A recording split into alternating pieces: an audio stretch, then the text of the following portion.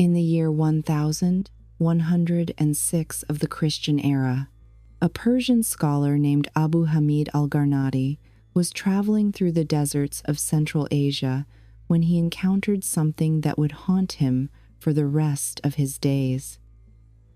As he later recorded in his chronicle, Tufat al-Albab, he had taken shelter in a cave during a violent sandstorm when he heard voices speaking in a language he could not understand. The voices seemed to come from the very walls of the cave. When he searched with his torch, he found no one. Then, as the storm reached its peak, he saw them. Figures made of smokeless fire, moving through the solid rock as if it were air, their eyes burning like hot coals in the darkness. Al-Gharnati wrote that he recited every protective verse from the Quran he knew, particularly Ayat al-Kursi, the throne verse, until the beings vanished into the depths of the cave. He spent the night in terror, not daring to sleep, listening to the whispers that seemed to emanate from another world entirely. When dawn broke and the storm passed, he fled the cave and never spoke of the encounter until years later, when he finally committed it to writing. What did al-Gharnati encounter in that cave? Were these the legendary Jinn, those beings of smokeless fire that have inhabited Arabian consciousness since time immemorial? The answer to this question opens a door to one of the most fascinating aspects of Middle Eastern mythology and Islamic theology, a realm where an entire parallel civilization exists alongside our own, invisible yet ever present, powerful yet bound by divine law. The Jinn are not merely the wish-granting genies of Western fairy tales. In Islamic tradition and pre-Islamic Arabian belief, they represent something far more complex and profound, an entire race of sentient beings created before humanity, possessing free will, capable of good and evil, salvation and damnation. They are not spirits in the Western sense, nor are they demons, though some among them have chosen that path. They are, according to Islamic cosmology, a third category of rational beings, alongside humans and angels, living in a reality that intersects with ours in ways that have captivated and terrified humanity for millennia. To understand the Jinn, we must first understand the world that gave birth to belief in them, the harsh and unforgiving landscape of the Arabian Peninsula. In the centuries before Islam, the Bedouin tribes who wandered these vast deserts lived in a world where survival depended on understanding forces both seen and unseen. The desert was not merely a physical challenge, it was a spiritual battleground where humans were not the only players. The pre-Islamic Arabs, known as the people of Jahiliyyah, or the Age of Ignorance in Islamic historiography, inhabited a cosmos teeming with invisible beings. Every rock formation, every oasis, every mountain pass had its resident spirits. The Banu Hilal tribe, for instance, believed that the Valley of Demons near Mecca was inhabited by particularly malevolent jinn, who would lead travelers astray with false lights and phantom water sources. The Banu Tamim had elaborate rituals for appeasing the jinn of the wells, believing that these beings controlled access to water, the most precious resource in the desert. These tribes developed complex protocols for dealing with jinn. When setting up camp, they would announce their presence loudly, giving any resident jinn time to vacate the area. The phrase, performed even today by some Bedouins, goes something like this: "O inhabitants of this place, we seek refuge in the righteous among you from the evil among you." They would avoid certain areas entirely after dark, particularly ruins and abandoned settlements, which were believed to be the preferred dwellings of jinn. The Bedouins distinguished between different types of these beings based on their behavior and habitat. The jinn of the open desert were generally considered neutral, potentially helpful if properly approached, but quick to anger if disrespected. The jinn of ruins and graveyards, however, were almost universally feared. These were the Ghilan, singular ghoul, shape-shifting jinn who would appear as animals or humans to lure travelers to their doom. One of the most detailed pre-Islamic accounts comes from the poet Tarafa ibn al-Abd, who lived in the 6th century.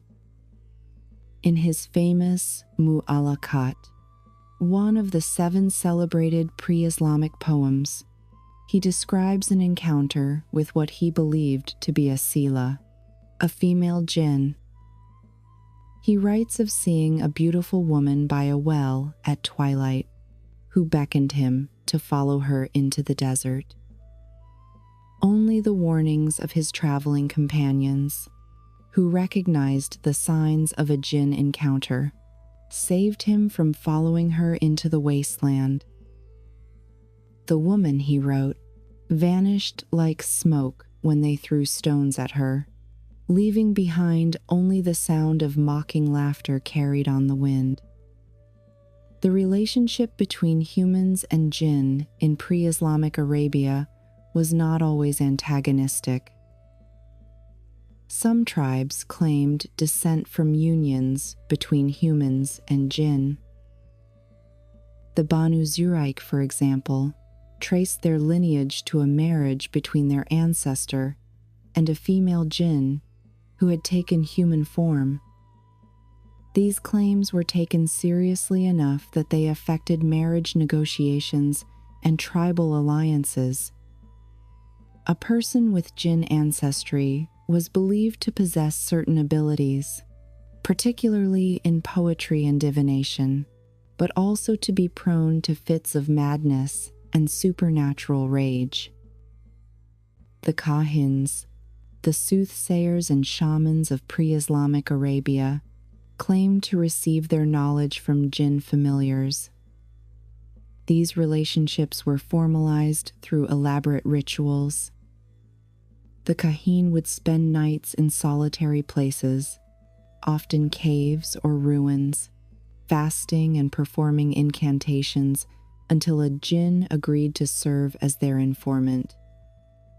The most famous of these was Sati, a legendary soothsayer who was said to have lived for hundreds of years through his connection to powerful jinn. His prophecies, preserved in Arabic historical texts, were consulted by kings and commoners alike. When Islam emerged in the 7th century, it did not deny the existence of jinn. Rather, it radically reconceptualized them within a monotheistic framework. The Quran acknowledges jinn as real beings, created by Allah from smokeless fire, just as humans were created from clay and angels from light.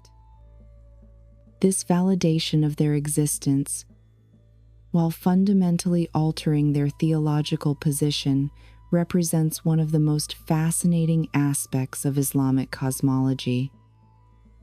The Prophet Muhammad himself reported numerous encounters with jinn. According to Islamic tradition, he preached to gatherings of jinn, some of whom converted to Islam. The 70th chapter of the Quran, Surat al-Jinn, describes how a group of Jinn listened to the recitation of the Quran and were moved to faith. It begins, "Say, it has been revealed to me that a group of Jinn listened and said, 'Indeed, we have heard an amazing Quran. It guides to the right course, and we have believed in it.'" This integration of Jinn into Islamic theology solved several theological problems while creating others. If Jinn existed and had free will, were they also subject to divine judgment? The Quran answers affirmatively, stating that Jinn, like humans, will be judged on the day of resurrection. Some will enter paradise, others will be condemned to hell. This places them in a unique position, neither purely spiritual like angels who have no free will, nor purely material like animals who have no moral responsibility. The transformation of Jinn from feared spirits requiring appeasement to fellow creatures under divine sovereignty represents a profound shift in Arabian consciousness. Yet many pre-Islamic beliefs and practices persisted, adapted to fit within an Islamic framework. The protective invocations changed, now invoking Allah's protection rather than appeasing the Jinn themselves. But the underlying belief in their presence and power remained strong. Islamic law, Sharia, even developed rulings regarding Jinn. Can a human marry a Jinn? Most scholars said no, though some allowed it under specific circumstances. If a Jinn possesses a human and commits a crime, who is responsible? The human is generally held blameless, though exorcism is recommended. Can Jinn give valid testimony in an Islamic court? The majority opinion is no, since they cannot be seen and identified with certainty. These legal discussions, recorded in medieval Islamic jurisprudence texts, reveal how seriously the existence of Jinn was taken. The great Islamic jurist Ibn Taymiyyah, writing in the 13th century, devoted considerable attention to the legal and theological status of Jinn. He wrote, "The Jinn are of different types. Some are pure flying spirits. Some take the form of snakes and dogs, and some alternate between forms." His categorization influenced Islamic thought on Jinn for centuries to come. The medieval Islamic world also saw the development of an entire literature devoted to Jinn. Works like al-Damiri's Hayat al-Hayawan, a comprehensive encyclopedia of animals both natural and supernatural, devoted extensive sections to different types of Jinn, their habits, habitats, and how to deal with them. These texts combined Quranic verses, Hadith traditions, and accumulated folklore into systematic treatments that influenced both scholarly and popular understanding of Jinn. The Quran mentions Jinn explicitly in over 30 verses, weaving them into the fundamental narrative of creation and divine purpose. The most significant of these is found in Surah Ar-Rahman, verse 15, which states, "And he created the Jinn from a smokeless flame of fire." This single verse establishes their essential nature, beings of pure energy, contrasted with humanity's earthly origin and the angels' creation from light. The creation story of Jinn predates that of humanity, according to Islamic tradition. Surah Al-Hijr, verses 26 and 27, make this chronology clear. And we did certainly create man out of clay from an altered black mud. And the jinn we created before from scorching fire. This temporal precedence gives jinn a claim to seniority in creation, a fact that becomes crucial in understanding the fall of Iblis, the Islamic Satan figure. The story of Iblis represents perhaps the most theologically significant narrative involving jinn. According to the Quran, when Allah commanded all beings to bow before Adam, the first human, Iblis refused. His reasoning, preserved in multiple Quranic passages, was that he was created from fire while Adam was created from clay, making him superior. Surah Al-Araf, verse 12, quotes Iblis saying, "I am better than him. You created me from fire and created him from clay." This refusal marks the first act of disobedience in creation, transforming Iblis from a devoted worshipper. Some traditions say he was so pious he was elevated to worship among the angels, into the eternal enemy of humanity. The Quran makes clear that Iblis was not an angel but a jinn, as stated in Surah Al-Kahf, verse 50. And when we said to the angels, "Prostrate to Adam," and they prostrated, except for Iblis. He was of the jinn and departed from the command of his Lord. This distinction is crucial for Islamic theology. Angels, being created without free will, cannot disobey Allah. Jinn, possessing free will like humans, can choose obedience or rebellion. Iblis chose rebellion, and his punishment was expulsion from divine presence, though he was granted respite until the day of judgment to test humanity. The Hadith literature, the recorded sayings and actions of Prophet Muhammad, provides even more detailed information about jinn. In Sahih Muslim, one of the most authoritative hadith collections, the Prophet is quoted as saying, "The jinn are of three types. One type flies through the air, one type consists of snakes and dogs, and one type stops for rest, then resumes its journey." Another significant hadith, found in Sahih Bukhari, describes how jinn would attempt to eavesdrop on heavenly conversations. The Prophet explained that before his mission, jinn could ascend to the lower heavens and listen to the angels discussing divine decrees. They would then relay this information to soothsayers, mixing truth with falsehood. However, with the advent of his prophethood, the heavens were guarded more strictly, and jinn attempting to eavesdrop would be struck by shooting stars.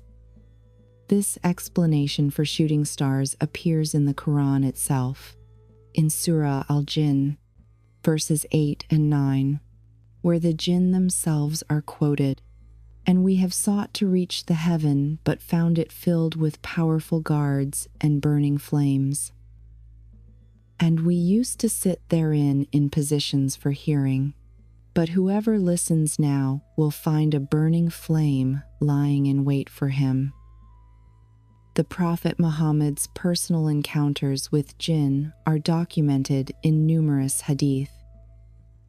One of the most detailed accounts describes the night of the jinn, when he was taken to preach to a gathering of jinn. Ibn Masud, one of his companions, reported that the Prophet disappeared one night, causing great concern among his followers.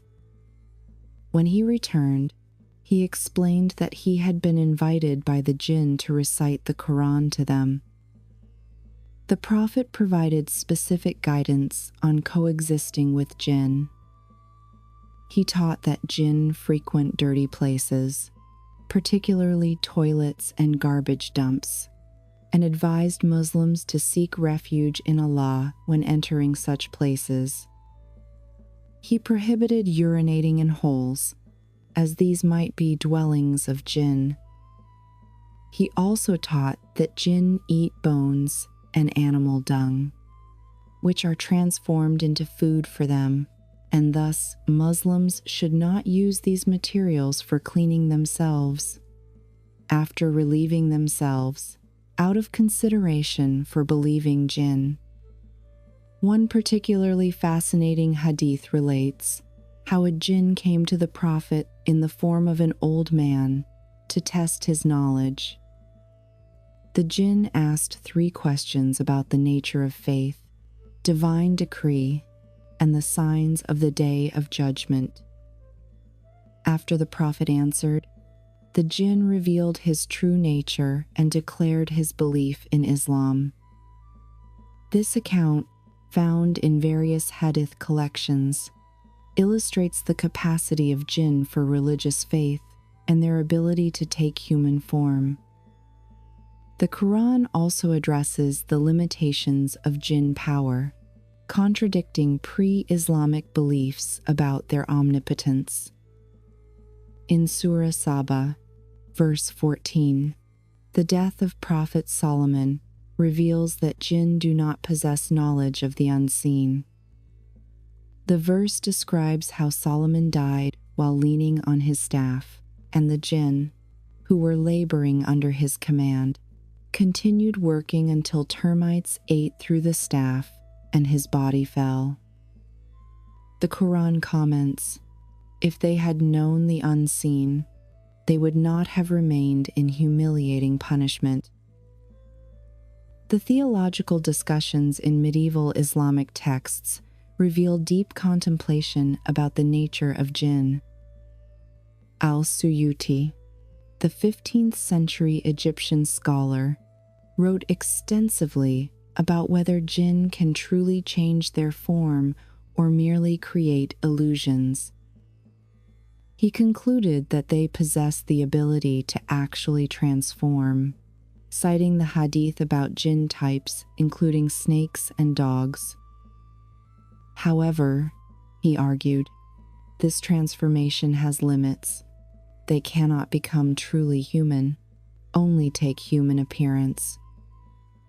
The question of jinn reproduction and lifespan also occupied medieval scholars.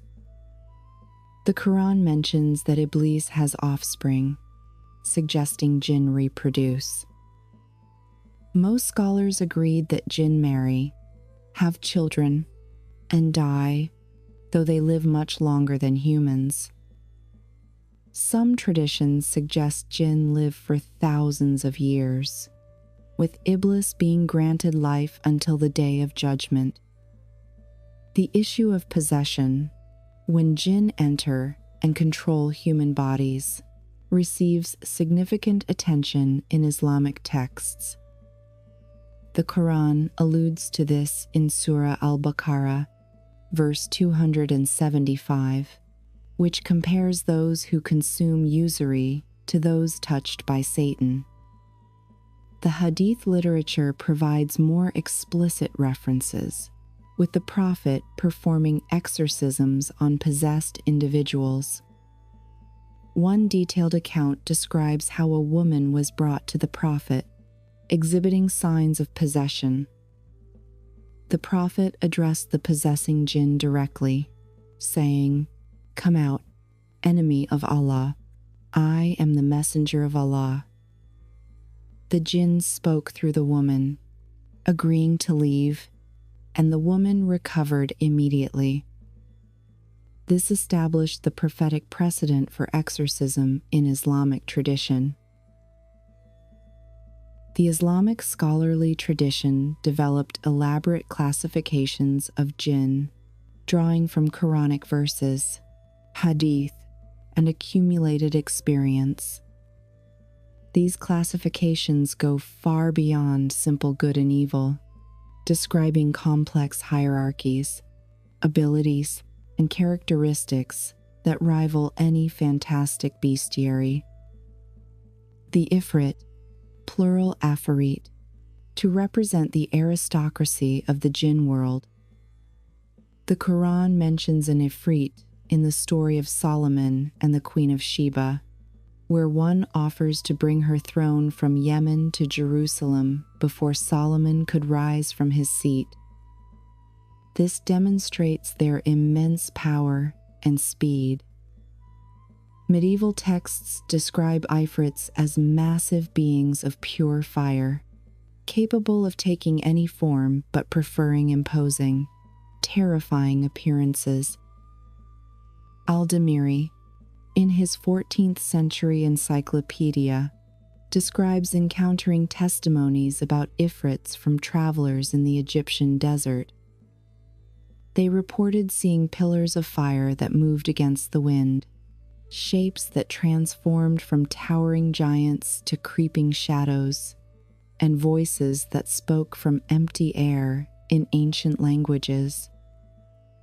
One account describes an Ifrit that haunted the ruins of Memphis, appearing as a bull-headed man wreathed in flames, guarding what locals believed to be pharaonic treasures.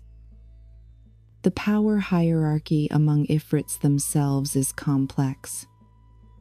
Some texts describe Ifrit kings who rule over vast territories in the unseen realm. The manuscript Kitab al-Bulhan, compiled in the 14th century, names several of these kings: Al-Ahmar the Red, who rules over the Ifrits of fire, Murra, who commands the Ifrits of the air, and Shamharish, who governs those bound to the earth. Each king supposedly commands legions of lesser Ifrits and has specific days and hours when their power peaks.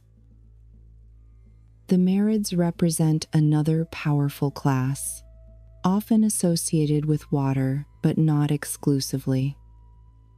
Ibn al-Wardi, a 13th century Arab scholar, describes Marids as the strongest type of Jinn, capable of lifting entire ships from the ocean or creating sandstorms that last for days. They are depicted as proud and rebellious, the most difficult to bind or control, requiring the most powerful magic and divine names to compel. Coastal Arabian communities developed extensive lore about Marids. Fishermen from Oman told of Marids, who lived in underwater palaces made of pearl and coral, occasionally surfacing during storms to sink ships that had offended them. They could be propitiated with specific offerings, cast into the sea at particular phases of the moon, including specific types of incense and written invocations sealed in bottles. The distinction between Marids and Ifrits often blurred in popular understanding, but scholarly texts maintained clear differences.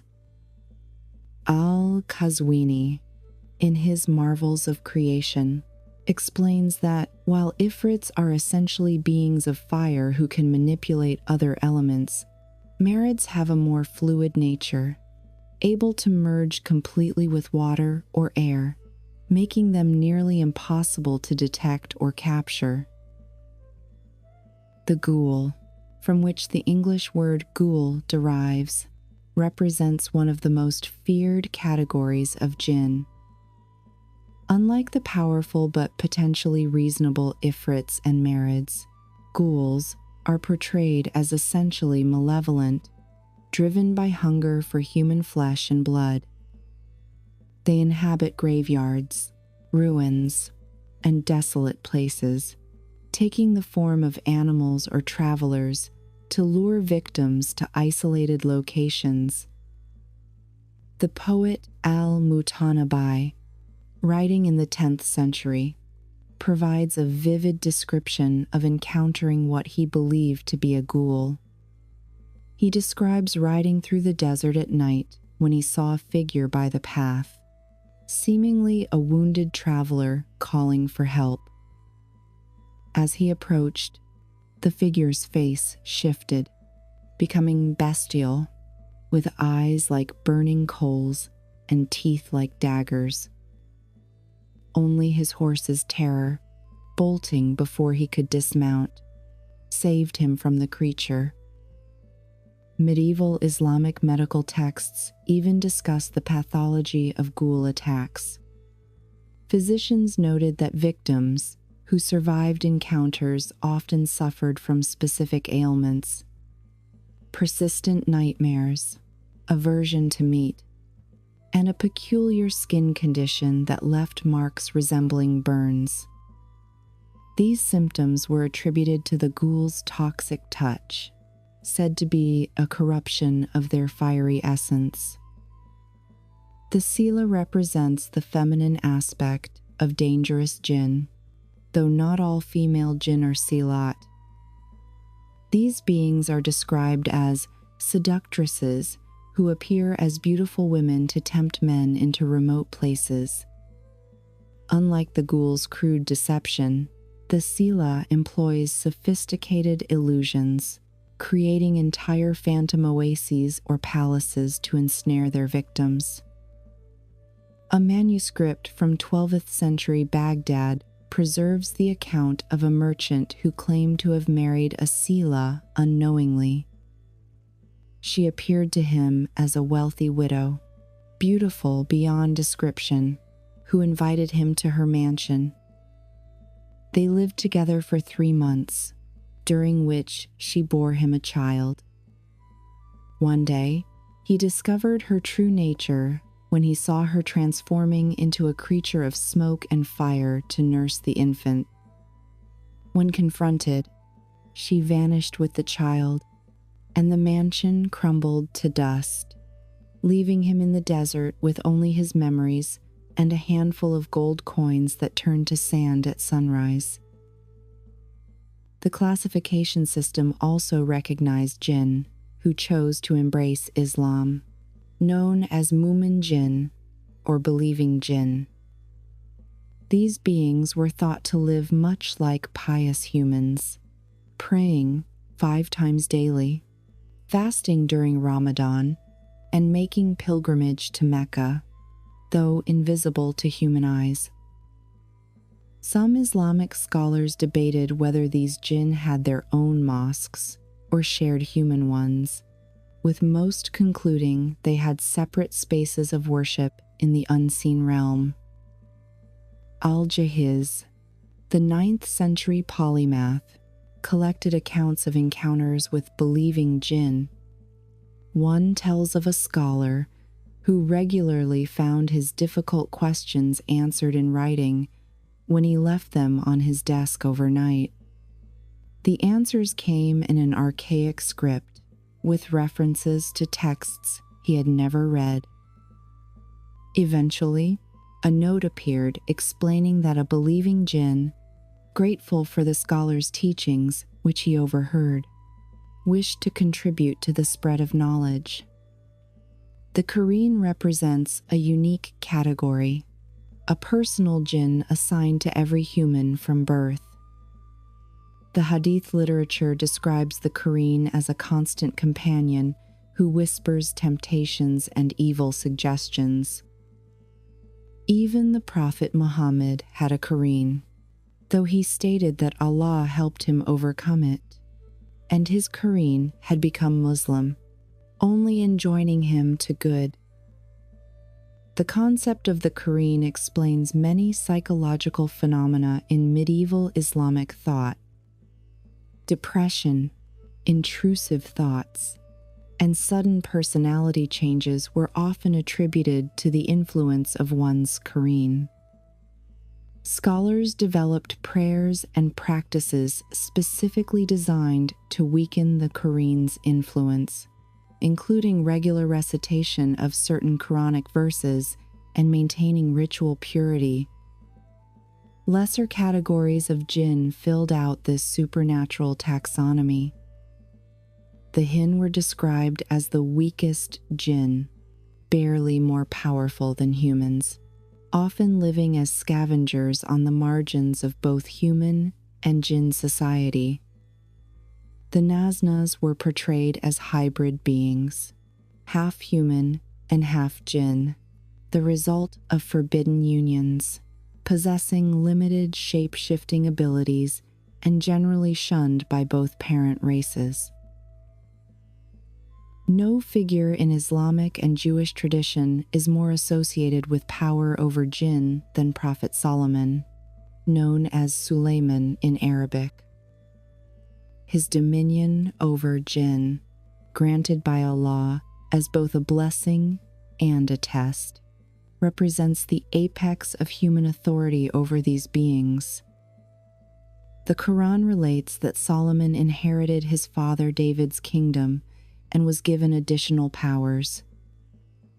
Surah An-Naml, verse 17, states, "And gathered for Solomon were his soldiers of the jinn and men and birds, and they were marshaled in rows." This verse establishes Solomon's unique position as commander of a supernatural army, unprecedented in human history. The source of Solomon's power over Jinn was the legendary Seal of Solomon, described in various Islamic and Jewish texts as a ring bearing the greatest name of God.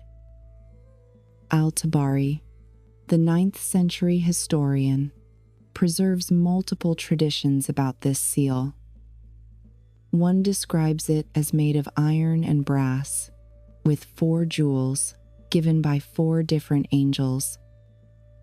Each jewel granted control over a different aspect of creation, one over Jinn, one over humans, one over winds, and one over animals. The seal itself bore an inscription, though sources differ on its exact nature. Some claim it was the Tetragrammaton, the 4-letter name of God in Hebrew. Others insist it was the greatest name of Allah, a secret combination of divine attributes known only to prophets. The 11th century scholar Al-Talabi writes that the inscription changed depending on who looked at it, appearing in the language and script most meaningful to the observer. The physical description of the seal varies across texts, but certain elements remain consistent. The iron portion was used to command rebellious jinn, while the brass portion commanded those who submitted willingly. When Solomon stamped a jinn with the seal, they became bound to his service until released. The seal also protected Solomon from jinn attacks, as none could approach him while he wore it without his permission. Medieval Islamic texts preserve detailed accounts of how Solomon used jinn labor. The construction of the temple in Jerusalem, known as Beit al-Maqdis in Arabic sources, represents the most significant project. According to Al-Kisai's Tales of the Prophets, Solomon employed different classes of jinn for different tasks. The Ifrits quarried massive stones from mountains, carrying them through the air to Jerusalem. Marids dove into the seas to retrieve pearls and coral for decoration. Lesser jinn performed the detailed work, carving intricate designs that no human hand could achieve. The organization of this supernatural workforce was remarkably sophisticated. Ibn Kathir, in his Stories of the Prophets, describes how Solomon appointed jinn overseers, each responsible for specific numbers of workers. These overseers reported to human supervisors, who in turn reported to Solomon's chief architect, a man named Hiram, according to some sources, though others say he too was a jinn. The working conditions for jinn laborers were harsh.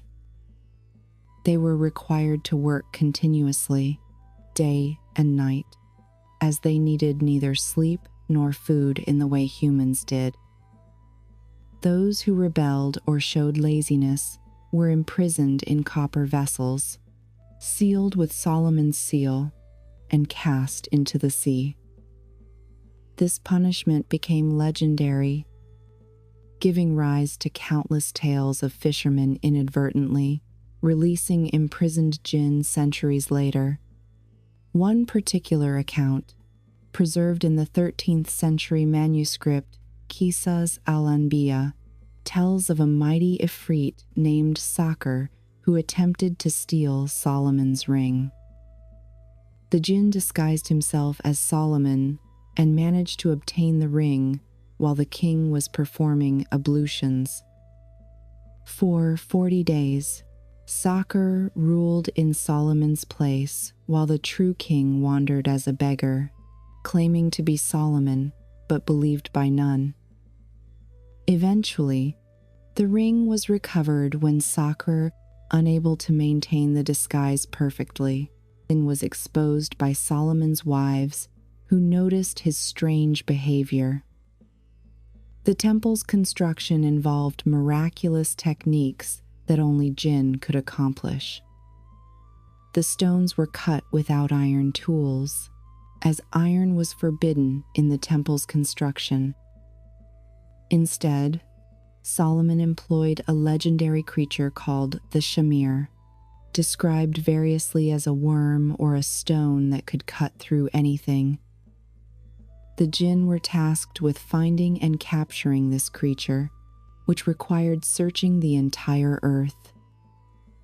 Beyond construction, Solomon used Jinn for various other purposes. They served as his intelligence network, gathering information from across the known world. They transported his throne when he traveled, allowing him to breakfast in Damascus and dine in Yemen. They dove into the seas to gather treasures and scout for resources. Some were even employed as scribes, writing in languages unknown to humans, creating texts that only Solomon could read. The story of Solomon and the Queen of Sheba, known as Bilqis in Islamic tradition, prominently features Jinn. When Solomon learned of her kingdom's sun worship, he sent a letter via the hoopoe bird, summoning her to monotheism. Before her arrival, Solomon asked his council, which included both humans and jinn, who could bring her throne from Yemen. An Ifrit of the jinn offered to retrieve it before Solomon could rise from his council, demonstrating the immense speed and strength of these beings.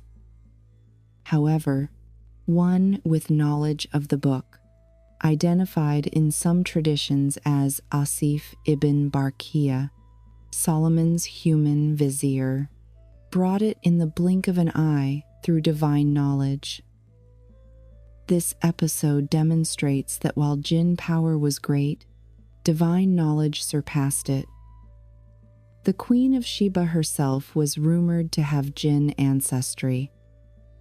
When she arrived at Solomon's palace, he had constructed a floor of crystal beneath which water flowed. Thinking it was water, she lifted her skirts, revealing her legs. Some traditions state Solomon did this to verify whether she had hairy legs or hooves, signs of Jinn heritage. Finding her fully human, Solomon proceeded with his religious invitation. Solomon's control extended to imprisoning rebellious jinn in various objects. The 10th century geographer Al-Muqaddasi records local traditions about specific locations where Solomon imprisoned powerful jinn. A mountain near Jerusalem was said to contain hundreds of jinn sealed in copper bottles. The Dead Sea supposedly held the most dangerous ones, weighted down with lead and marked with Solomon's seal. These imprisonment stories gave rise to an entire genre of tales about the accidental release of Jinn. Fishermen were particularly susceptible, as their nets might dredge up ancient bottles. The proper protocol upon finding such a bottle was to check for Solomon's seal. If present, the bottle should be returned to the sea immediately. If the seal was broken or worn away, specific prayers and invocations were required to either re-imprison the Jinn or negotiate safe passage. The death of Solomon, as mentioned earlier, revealed the limitations of Jinn knowledge. The Quranic account emphasizes how the Jinn continued laboring after his death, unaware their master had passed. This servitude only ended when termites ate through his staff, causing his body to fall. The humiliation of this unknowing servitude to a corpse deeply affected Jinn-human relations, according to Islamic tradition. After Solomon's death, the Jinn scattered, and most returned to their previous lives. However, the knowledge of how to summon and bind them had been learned by some humans. The Testament of Solomon, though not considered authentic by Islamic scholars, was believed to contain formulas and incantations Solomon used.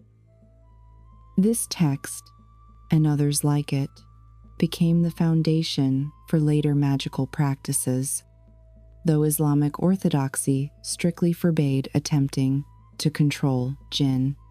The literary tradition surrounding Jinn extends far beyond religious texts, encompassing a vast body of medieval Arabic literature that preserved and elaborated upon Jinn lore. These works, ranging from philosophical treatises to popular story collections, provide invaluable insights into how medieval Muslims understood and interacted with the world of Jinn. The 1001 Nights, in its original Arabic versions, presents Jinn not as wish-granting servants, but as complex beings with their own societies, laws, and concerns. The earliest known Arabic manuscript, dating from the 14th century Syria, contains stories that differ significantly from later European translations. In these original tales, Jinn appear as merchants, scholars, lovers, and warriors, living parallel lives to humans. The story of the City of Brass, found in the authentic Arabic versions, tells of an expedition sent by the Caliph Abd al-Malik to find the bottles in which Solomon imprisoned Jinn. The expedition discovers an entire city, perfectly preserved but entirely dead, its inhabitants having perished while still believing their Jinn king would save them. The tale serves as a meditation on mortality, divine power, and the limits of both human and Jinn existence. Another significant story, The Porter and the Three Ladies of Baghdad, features Jinn as integral to the plot, but not as simple magical helpers. An Ifrit appears as a wronged husband seeking justice for his wife's infidelity, demonstrating that Jinn experience jealousy, love, and betrayal just as humans do. The resolution requires negotiation and legal reasoning rather than magical compulsion, reflecting Islamic legal principles applied to Jinn affairs. Ibn al-Nadim's Fihrist, compiled in the 10th century, catalogues numerous lost works about Jinn. He mentions a book of Jinn judgments by Judge Abu Bakr al-Ash'ari, which supposedly contained legal rulings for cases involving Jinn. Another lost work, The History of Jinn Kings by Al-Hasan ibn Ahmad, allegedly chronicled the dynasties and wars of Jinn nations. Though these texts are lost, their titles suggest a sophisticated literary tradition treating Jinn as subjects worthy of serious study. Al-Qazwini's Marvels of Creation and Oddities of Existence, written in the 13th century, devotes extensive sections to Jinn. He describes their cities, built in remote mountains and beneath the seas, with architecture that defies human understanding. One passage describes the city of Jabalka, inhabited entirely by believing Jinn who follow Islamic law more strictly than most humans. Another tells of Jabarsa, its twin city, where Jinn practice various religions and philosophies, engaging in theological debates that last centuries. Medieval Arabic poetry frequently invoked Jinn as metaphors and literal presences. The pre-Islamic poet Imru al-Qais claimed his finest verses were inspired by a female Jinn who visited him in dreams.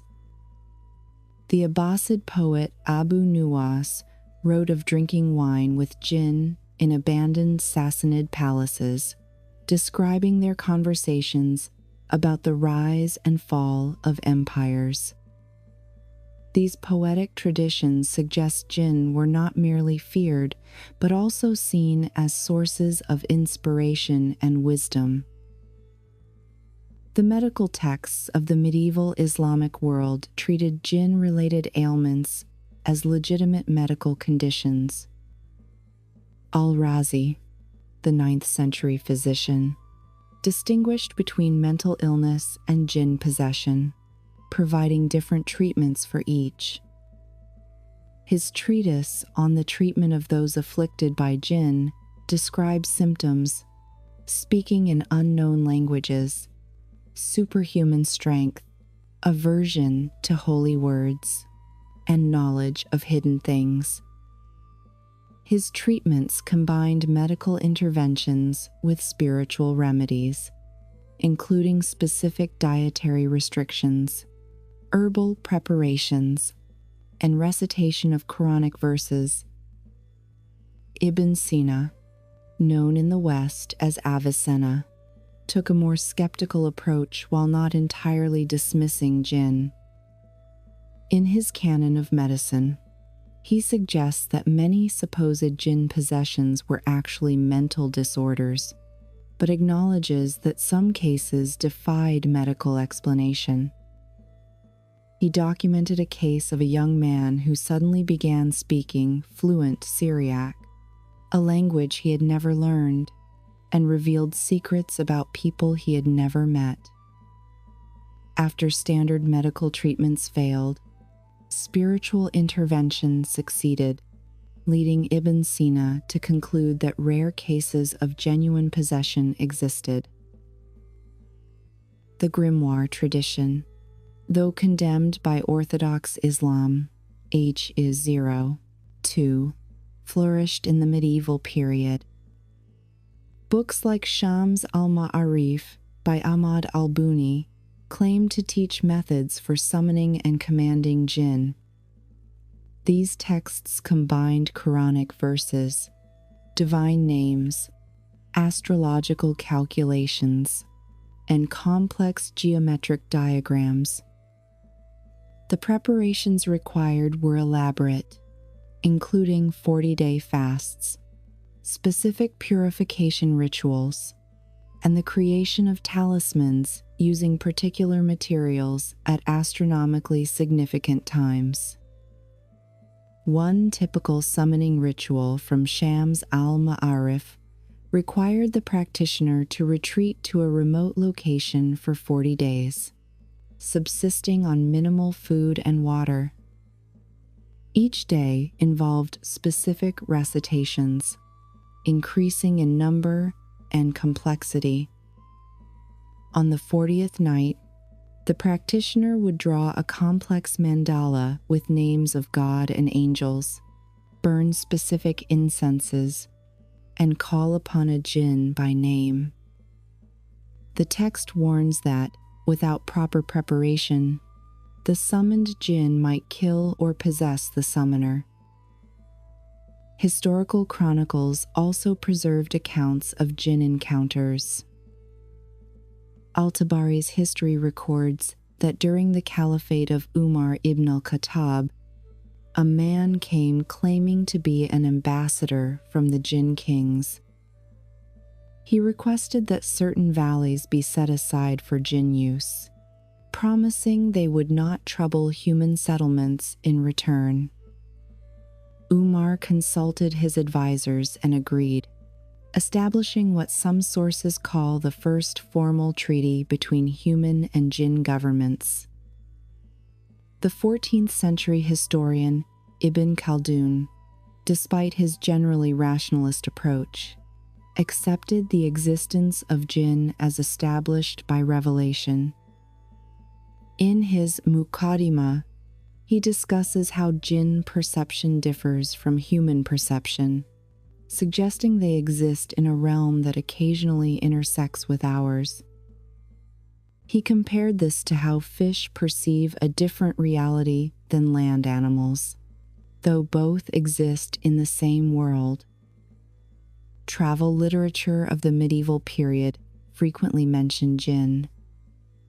Ibn Battuta, the 14th century explorer, recorded several encounters during his journeys. In the Maldives, he wrote about a jinn that supposedly protected the islands from invaders, requiring monthly virgin sacrifices until an Islamic scholar banished it. In Anatolia, he described staying in a caravanserai haunted by jinn who would steal from merchants who failed to make proper offerings. The Spanish Muslim polymath Ibn Hazm compiled extensive genealogies of jinn tribes in his 11th century work. He claimed that jinn, like Arabs, traced their lineages carefully and took pride in noble ancestry. His work names numerous jinn clans, their territories, their alliances and feuds, and their role in human history.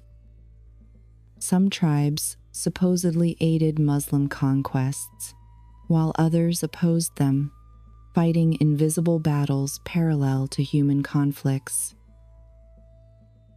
Medieval Arabic manuscripts also preserve talismans and amulets for protection against jinn.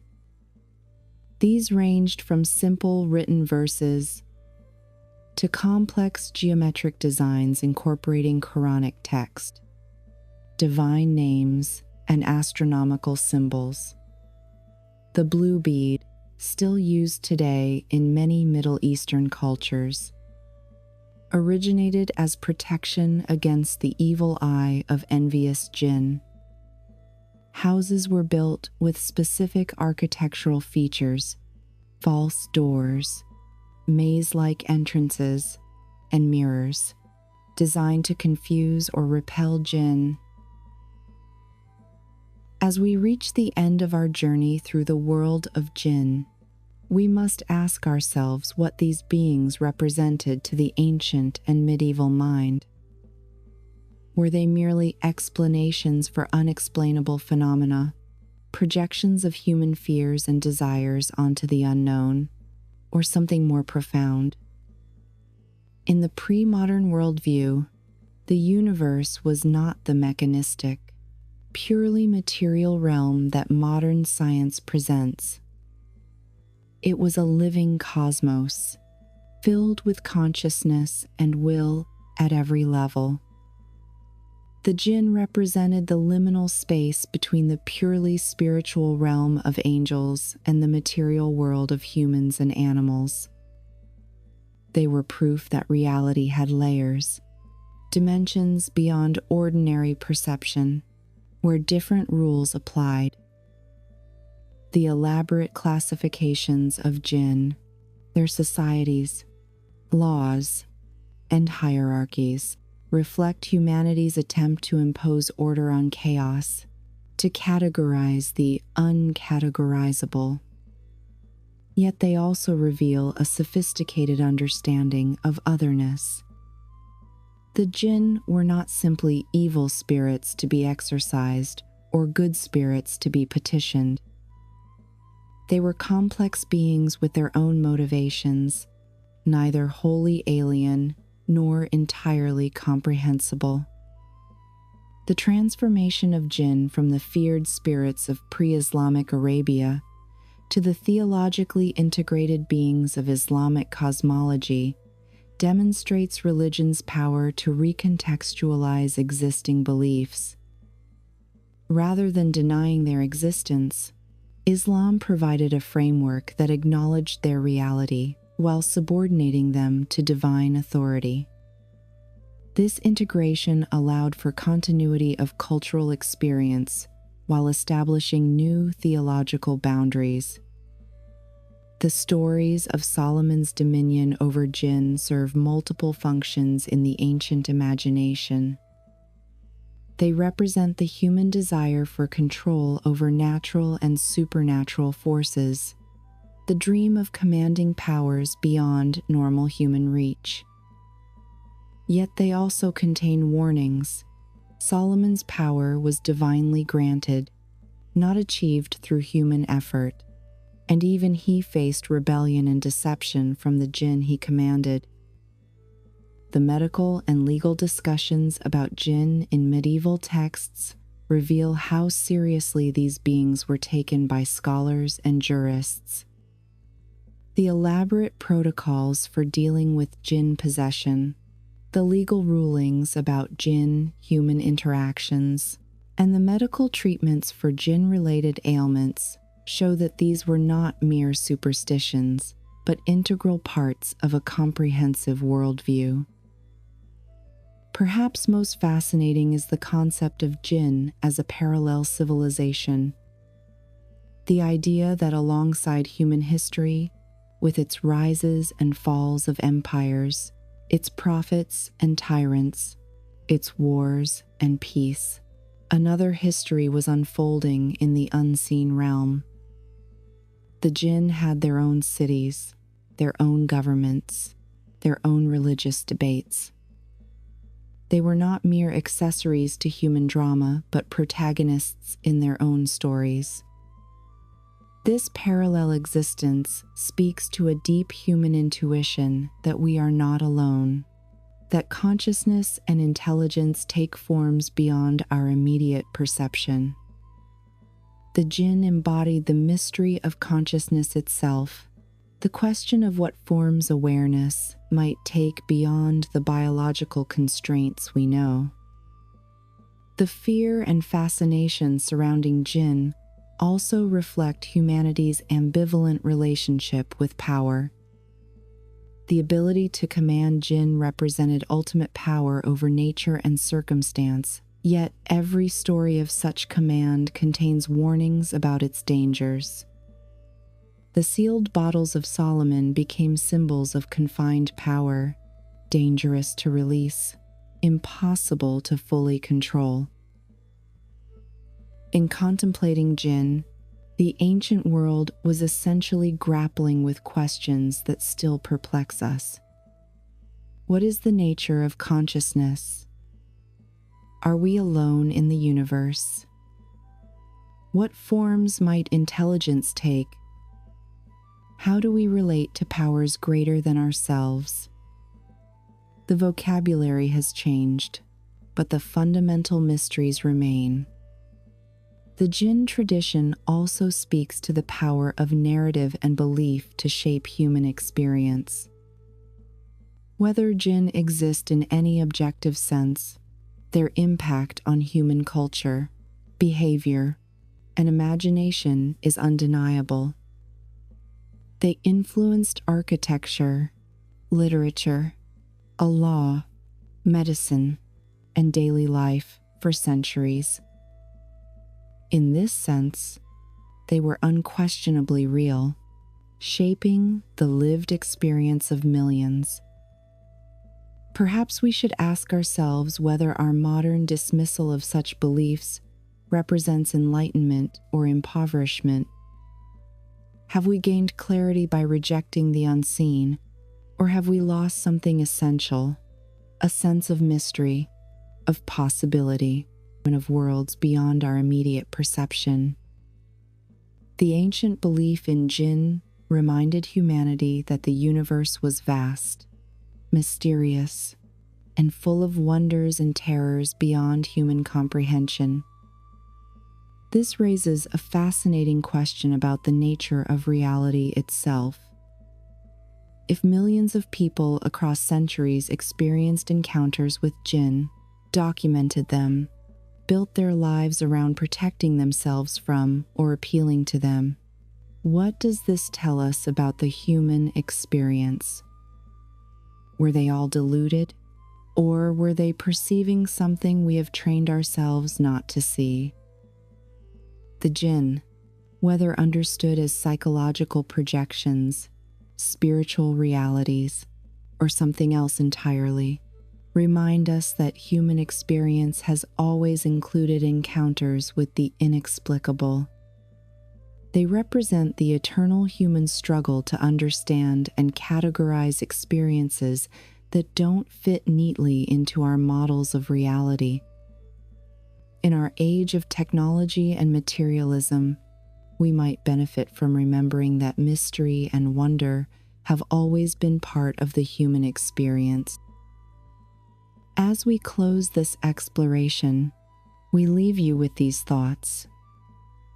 The Jinn, in all their complexity, represent humanity's long dialogue with the unknown. They are mirrors reflecting our fears, desires, and endless curiosity about what lies beyond the veil of ordinary perception. Whether they exist in smokeless fire or in the fire of human imagination, they have shaped our world in profound ways. What do you think? Do these ancient accounts of Jinn point to something real beyond our current understanding? Or do they reveal more about the human psyche than about external reality? Share your thoughts and experiences in the comments below, and let us continue this ancient conversation about the seen and unseen worlds that surround us.